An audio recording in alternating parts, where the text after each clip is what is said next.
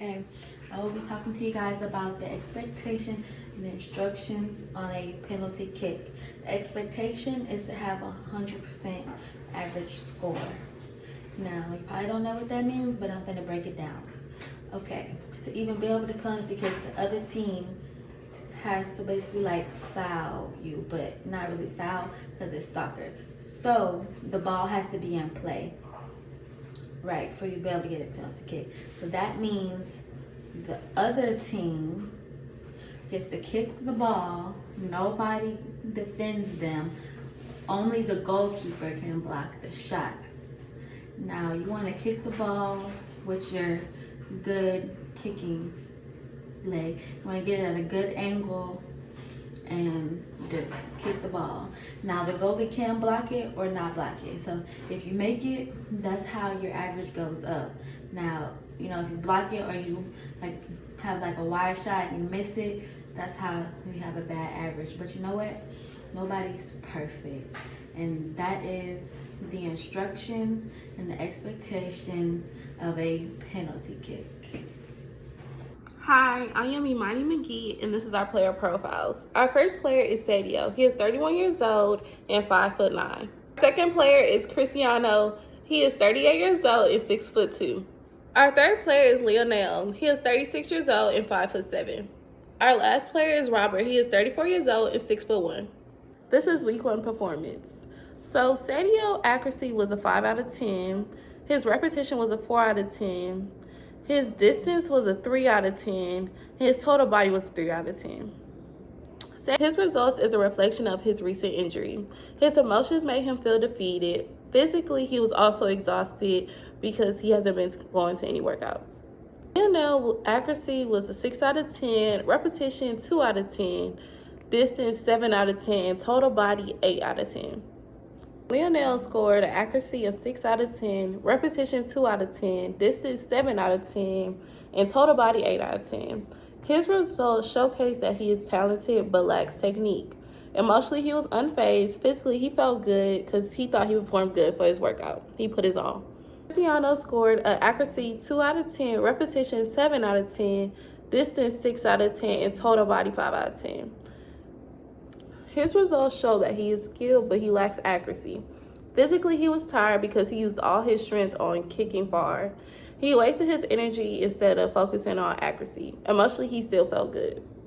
Robert scored a accuracy 5 out of 10, repetition 2 out of 10, distance 3 out of 10, total body 4 out of 10.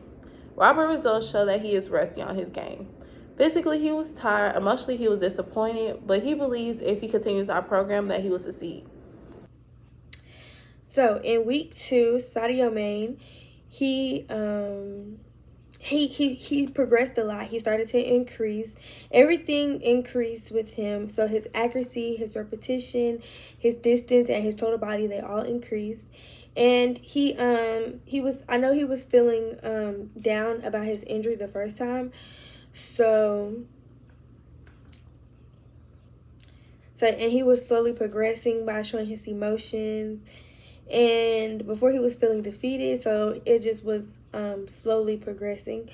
Lionel, his accuracy stayed the same, his repetition stayed the same, his distance stayed the same, and his total body stayed the same. He was making progress, but he was very confident in his game. It sometimes began to be too much because of the simple fact that he was starting to overpower coaches, tried to make them seem as if he was the one in charge. So he needed to progress on his emotions.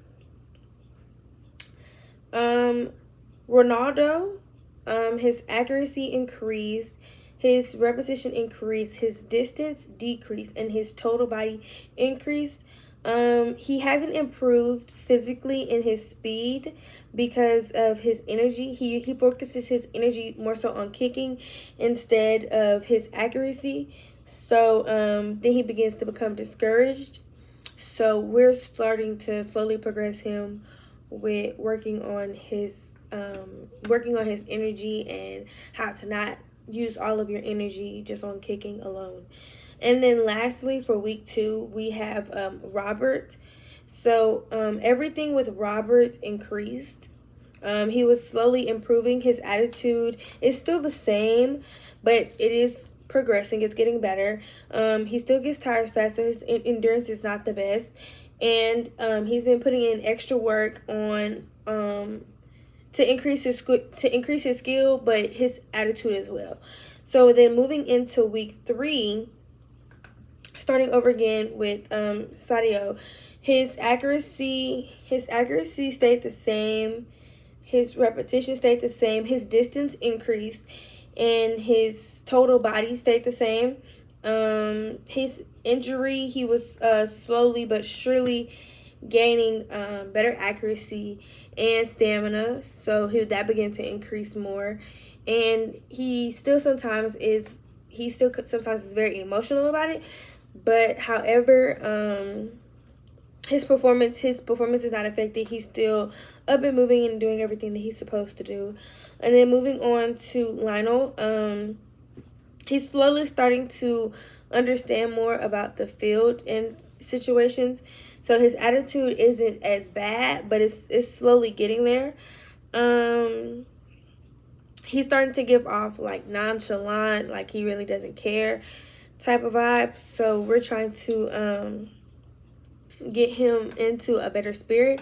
He's also very confident in himself. And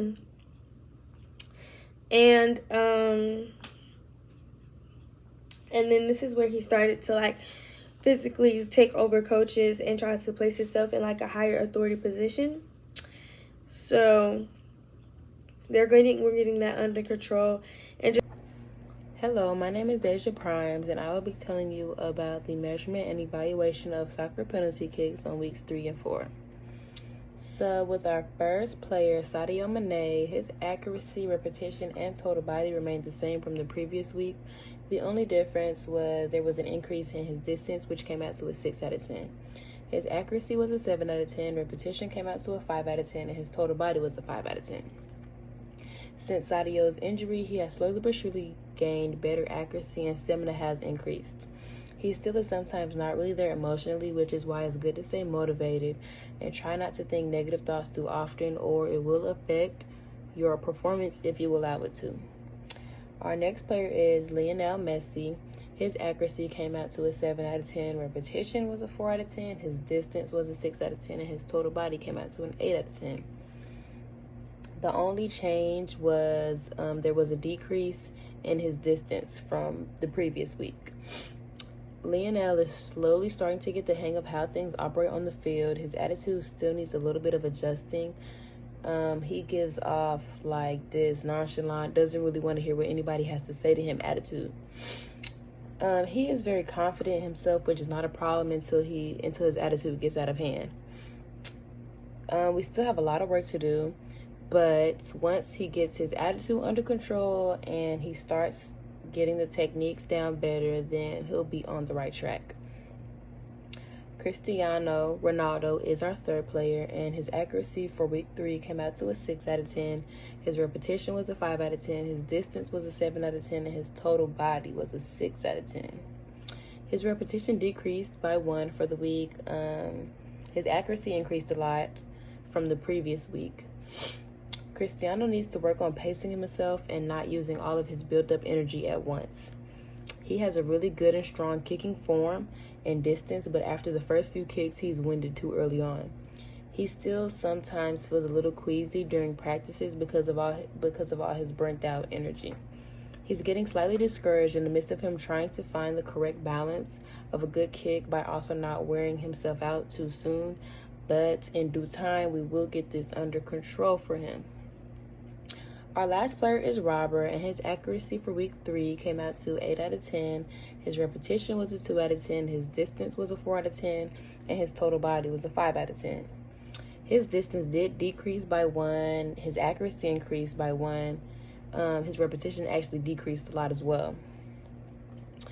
So for Robert, he does have some work to do considering his attitude. He has anxiety, which kind of makes him feel fearful and fluctuates his mood during practices, second-guessing himself in a way. He is indeed working on it, and his teammates have been very helpful in assisting him in his mood swings. Moving on to week 4, we're going to start off with player 1, Sadio Mane. His accuracy remained the same from the previous week, which was a 7 out of 10. His repetition was a 6 out of 10. Distance was an 8 out of 10. And his total body was a 7 out of 10, which have all increased slightly from week 3. As time has progressed, Sadio has not fully overcome and recovered from his injury, but he has shown tremendous amounts of mobility and speed. Sadio needs to be mindful not to push himself to the limit, considering that his body is not yet at 100% functionability yet. But his mood has gotten better and he seems to be on the right track. He's also beginning to do better at what he's capable of doing during workouts and practices. And with a little more time, he should be where he needs to be to give the sport 100%. Moving on to Lionel Messi, his accuracy went up tremendously to 9 out of 10. His repetition increased by 1, which is a 5 out of 10. His distance is a 7 out of 10, and his total body is an 8 out of 10. Lionel's accuracy has increased quite a bit since week 1.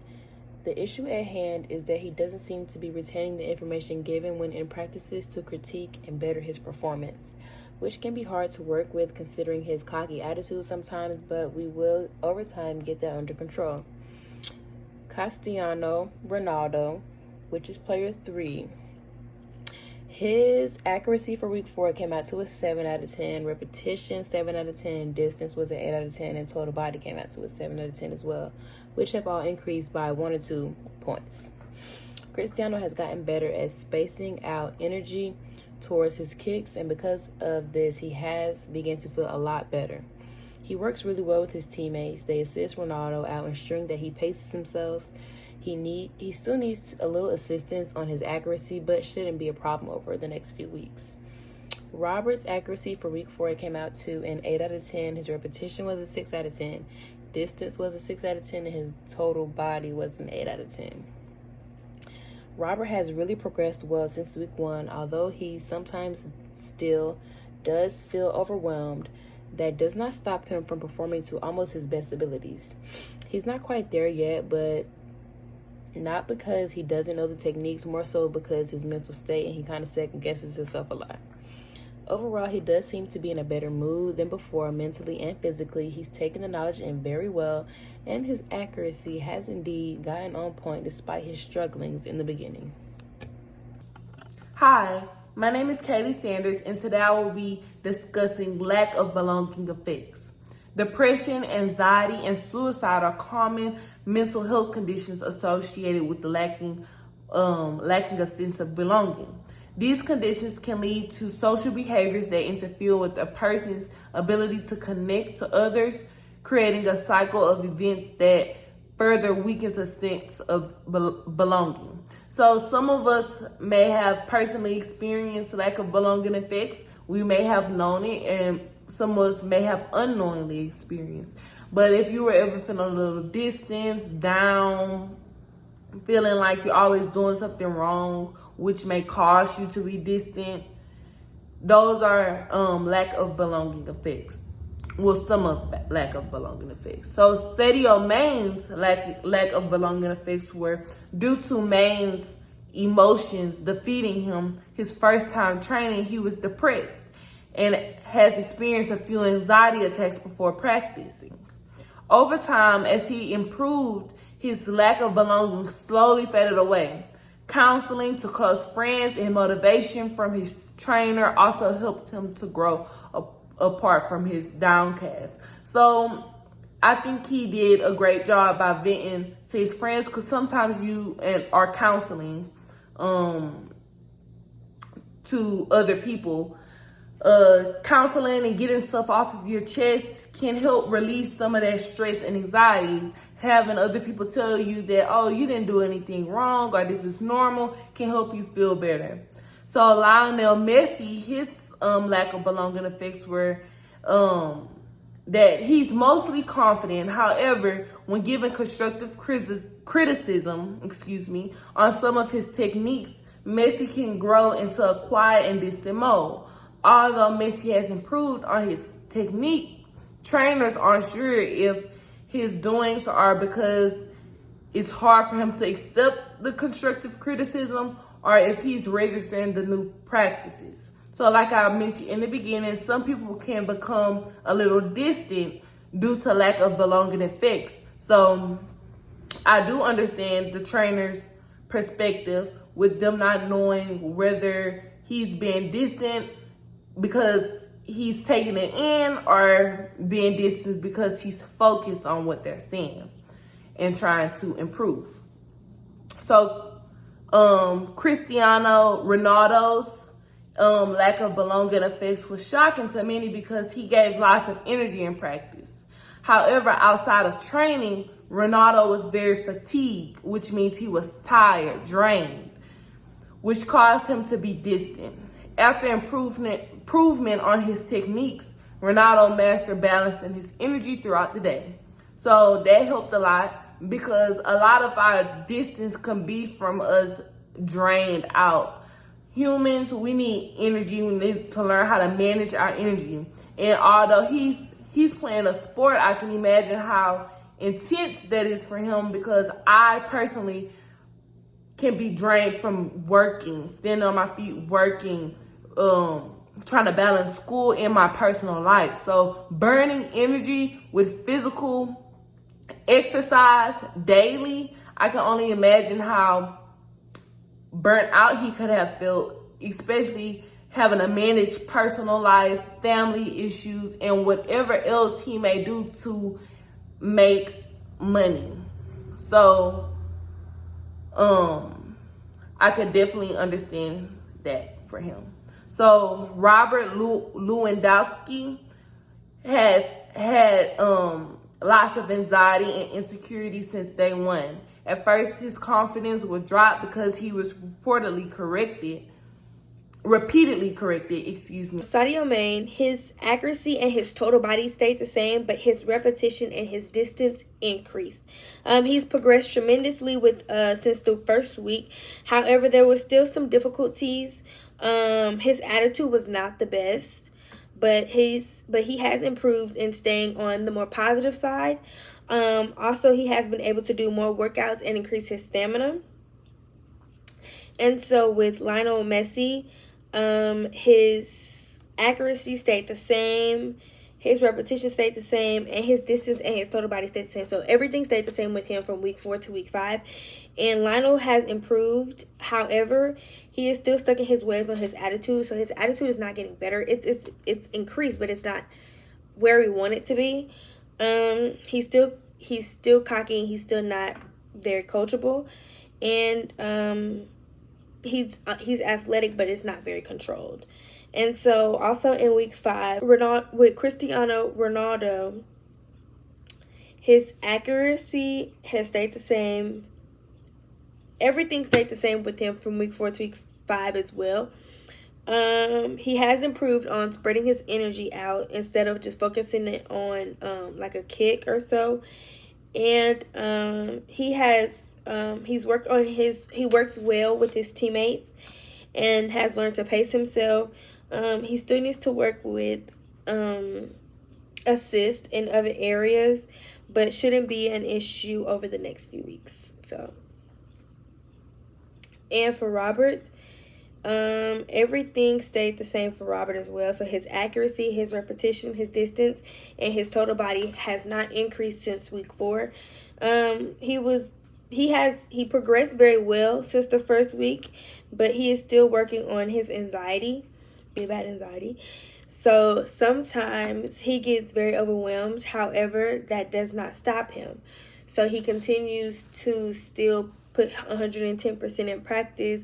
He still continues to just strive forward, and he tries to stay positive and try to uplift other people as well. So just saying it like that. And then he has improved in confidence, which is very good, and mentally and physically he has made drastic progress. He started to take the proper corrections and become coachable and willing to improve himself.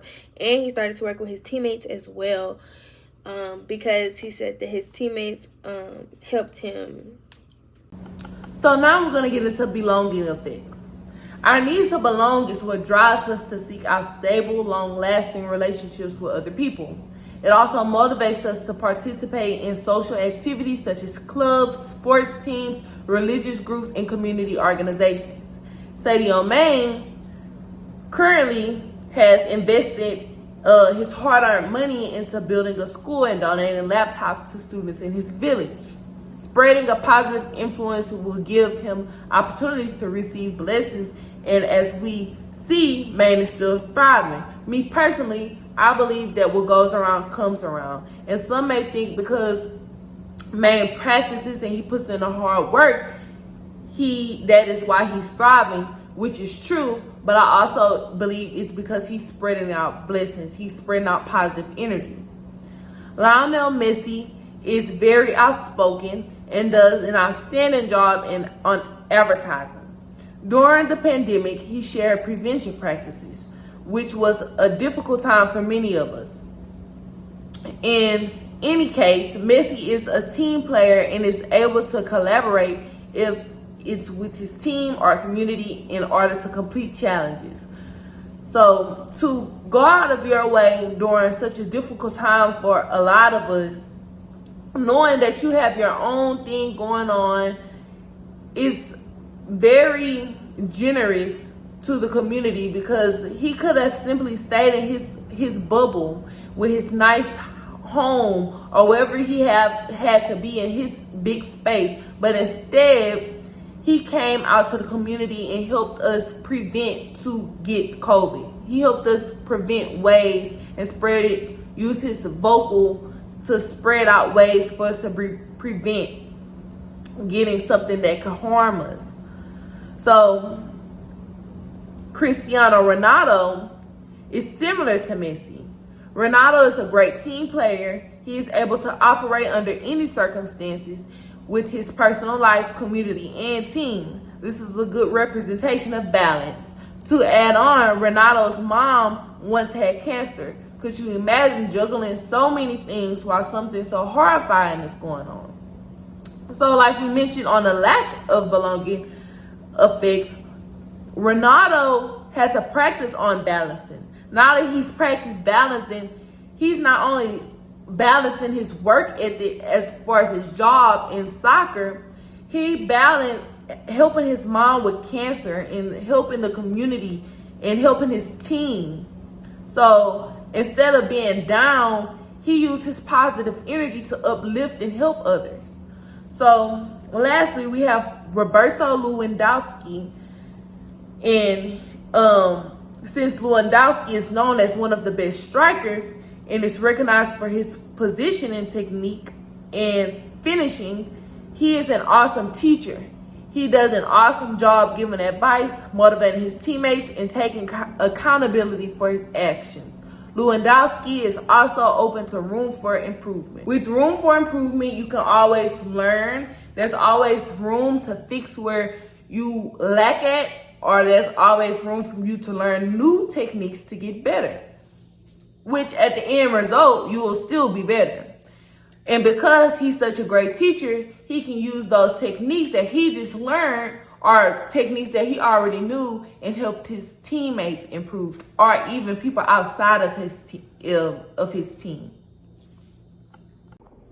What goes into the mental effects of a soccer penalty kick?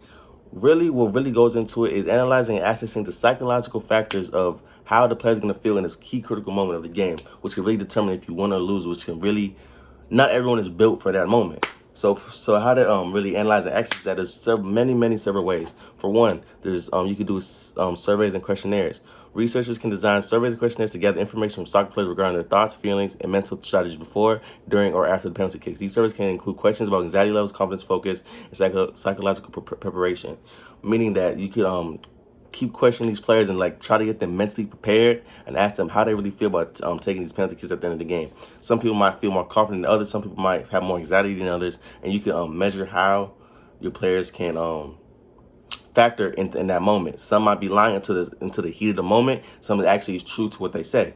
Another example, interviews is just like that too. Conducting interviews with players or coaches psychologically can provide valuable insights about the mental challenge of coping mechanisms during a penalty kick, because that right there is a real toll on somebody. if you miss a penalty kick, that could really mess up their mental. They could really lose all confidence for the rest of the game or for the rest of the kicks. You know what I'm saying? So, like, being really strong mentally and the penalty kick is really key in the sport of soccer. Performance analysis. Evaluating video footage of penalty kicks can help identify observable behaviors relating to mental factors such as body language, facial expressions, and gestures. Psychological measures. Monitoring psychological responses like heart rate, cortisol levels, electrodermal activity can provide objective data on the player's stress levels and emotional arousal during the penalty kicks. All that really goes into key in how composed the player is going to be when kicking the penalty kick at the end of the game. And these key, well, not at the end of the game. Penalty kick can be throughout the game, but mainly the end game penalty kicks that determine to win or lose the game is when the heat of the moment really gets to the players and like they get in their head like, oh my God, I really need to like make this go. Performance outcome analysis. Analyzing penalty kicks with the player's mental states and preparation can reveal correlations between mental factors and performance. So if your player is not mentally strong enough, it's going to show when they're playing. Because the mind and the body really correlate into one. If one is weaker than the other, it's not gonna be able to bounce off each other, level off, right? You understand what I'm saying? And there's also psychological assessment tools that can help measure specific aspects such as anxiety, self-confidence, concentration, and motivation for these players. Controlled experiments. Researchers can set up and study the impact of certain mental training techniques and interventions on penalty kick performance. So you could put like simulations, set up different type of scenarios where you could mentally prepare yourself for the situation of a penalty kick, like the big moment of the game, which could really make or break your player, how people think about you, your team, all that. And that could really take a toll on a player really bad. By combining these approaches, researchers and coaches can gain a comprehensive understanding of the mental aspects of the influence of penalty kicks performance. This knowledge can help them use to develop targeted mental training programs and strategies to help enhance players' mental resilience, optimize performance, and pressure situations like penalty kicks, which is really not easy to do. And not everybody's built for the moment, but everybody can train for the moment and help prepare themselves for the moment. If you prepare yourself for the moment, you'll be ready for the moment. Emotional effects of a penalty kick. The emotional effects of a penalty kick can really rile up a player's emotions because that key moment is a really high pressure moment and they don't know how they're gonna feel until they're in that moment. No one knows how they're gonna feel until they're really in that moment. So the measurement and evaluation of emotional effects of a soccer penalty kick involves assessing players' emotional responses and psychological states during this high pressure situation. Emotions play a significant role in a player's performance during penalty kicks. Understanding these emotional effects can provide a valuable insight for athletes, coaches, and sports psychologists. Here are some methods to measure and study emotional effects. Now, for example, a self-report measures. So like a questionnaire before, during, and after the penalty kick of how the player is feeling can really help assess and understand how your player is feeling during these critical moments in the game.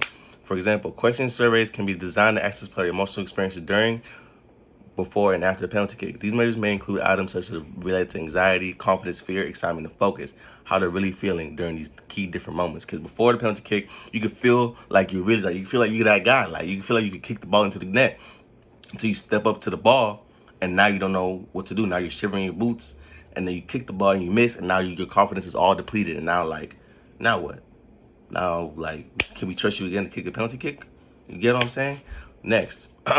Psychological interview, just like I said with the mental effects. Conducting interviews with players after the penalty kick allows them to express their emotional experiences and thoughts during the critical moment and let them feel like, how did you feel during the penalty kick? How did you feel after the penalty kick? Did you feel confident? Did you feel like you could do it again? Do you feel like you're prepared for this moment? You know what I'm saying? Understanding that and understanding your players can really put that in the key moment and the key factors of like, who can I really trust and to put these key situations.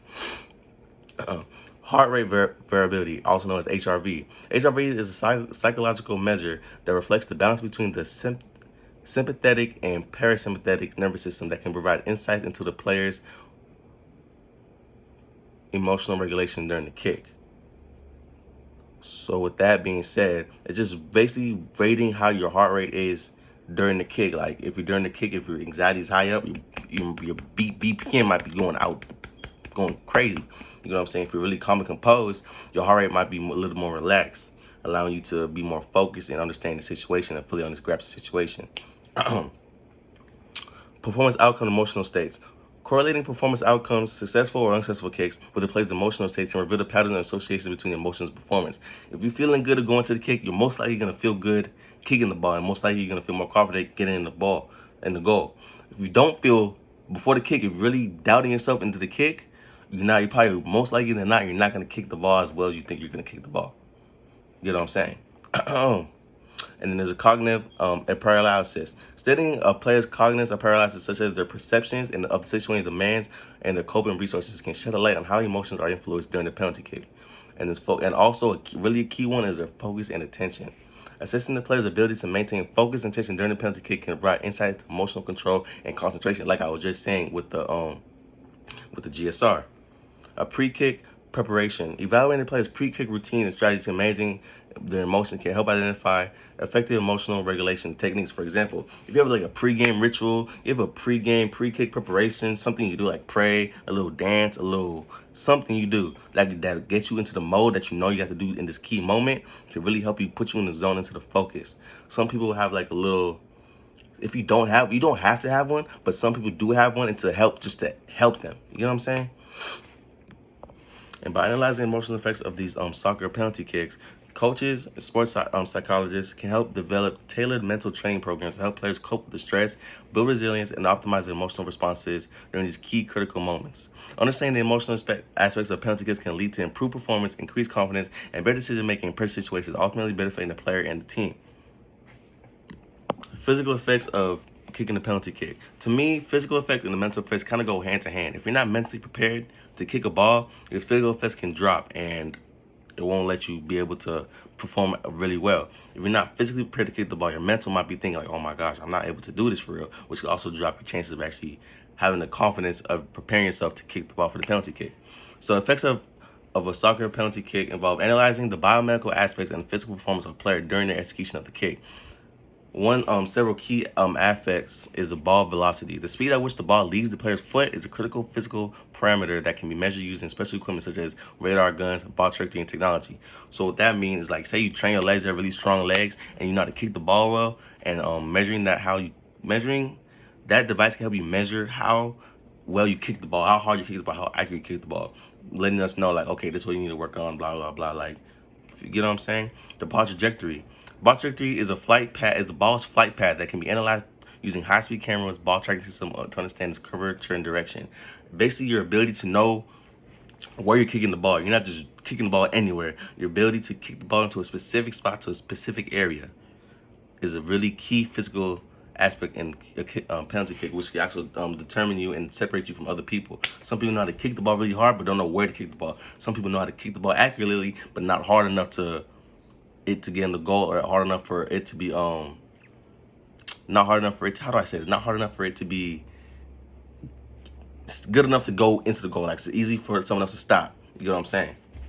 Another key thing with kicking a penalty kick is how your body moves and how your body kicks the ball in the right form, in the right way, which is called the kick kinematics, which is the biomechanical analysis that can assess players' body movements and enjoy angles during the penalty. Hey everyone, my name is Sine Orm, and I will be discussing the testing reliability, specifically in the penalty kicks. So while testing it during penalty kicks in soccer, they're focused on the consistency and repeatability of the player's performance during the situation that is assessed. There are various ways of how to test reliability, starting with inter-rater reliability. During inter-rater reliability, multiple coaches need to be present for the assessment of the penalty kicks. The calculation of the inter-rater reliability is done based on the agreement levels of the different coaches.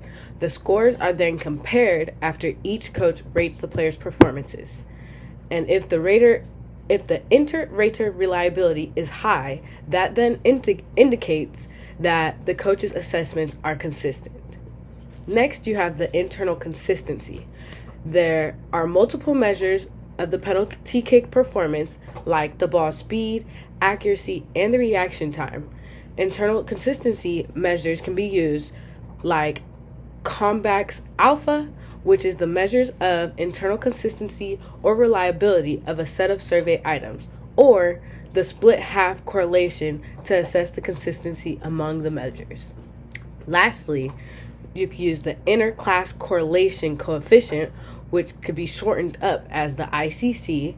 That can be used to calculate the inter and the intra-rater reliability. It is a statistical measure used to assess the consistency and agreement among different runners and measurements. This is mostly used when the coaches or evaluators assess penalty kick performance independently. Thank you.